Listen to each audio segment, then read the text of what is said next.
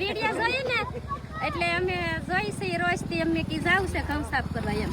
વાહ, ક્યાંથી આવો છો? નિસડી મહિલા મંડળ મોટા ગોપનાથ ની બાજુમાં. વાહ વાહ, ખૂબ આનંદ થયો. બધાનો ખૂબ ખૂબ આભાર કે આજે તમારો એટલો કિંમતી સમય લઈને આજે તમે બધા આવ્યા છો. ઈશ્વર તમને ખૂબ બધાને લાંબી આયુષ્ય આપે, તંદુરસ્તી આપે. મજા આવી ને? મજા આવી, બહુ મજા આવી અમને અહીંયા. શું કહેશો? તમારો ખૂબ ખૂબ આભાર. તમે સેવા કરો એ આમ સારું કહેવાય એમ. આજે તમે બધા સેવા ગોતી લીધી અને અમને પણ ખૂબ આનંદ થયો કે તમને અમે કઈ ફોન નથી કર્યો, કઈ કીધું નથી, તેમ છતાં અમને તમારા ફોન નંબર ગોતી લીધા. ગોતતા 2 દિવસ પહેલા જઈયા વિડિયોમાંથી ગોતી લીધા. ના ના, બહુ આનંદ થયો. તમે સાથે છો ભાઈ? ડ્રાઈવર છો? કાંઈ વાંધો નહીં. બસ અંદર ભાઈ તમને હોલમાં હમણાં કહે છે અને બધા લોકોનો ઘઉં માટે પણ બહુ બધા લોકો સપોર્ટ આપવા આવે છે અને તમે ભલે સાફ કરવા માટે આવ્યા છો પણ એ પણ બહુ મોટી સેવા છે.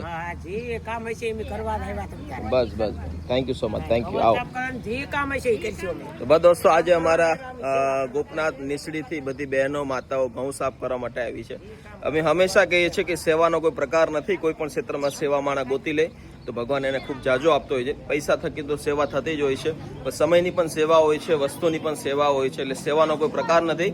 બસ તમે પણ આવી શકો છો આશ્રમે. તમે પણ કોઈ ગ્રુપ મંડળ ચલાવો છો તો ઘણા બધા લોકો આપને ઘઉંનું તો યોગદાન આપે જ છે, પણ એને સફાઈ માટે, આપણા પ્રભુજીને સારી વસ્તુ ખવડાવવા માટે તો એ જરૂરી છે. અને ખાસ કરીને કોઠી ઘઉં ભરવા માટેની જે કોઠી હોય છે 100 મણની, 150 મણની, તો મેક્સિમમ 100 મણ સુધીની ખ્યાલ છે. તો કોઠી માટે પણ કોઈ પાસે સહકાર હોય તો પણ તમે ચોક્કસથી જાણ કરી શકશો. અને ઓલમોસ્ટ આપણે 100 મણની કોઠી આમ તો 20-25 હજાર રૂપિયાની થતી હોય છે, પણ એ માટે આપણે કમસે કમ 10 થી 15 કોટીની જરૂર છે. તો સહકાર જરૂર આપજો અને એકવાર આશ્રમે જરૂર આવજો. Thank you.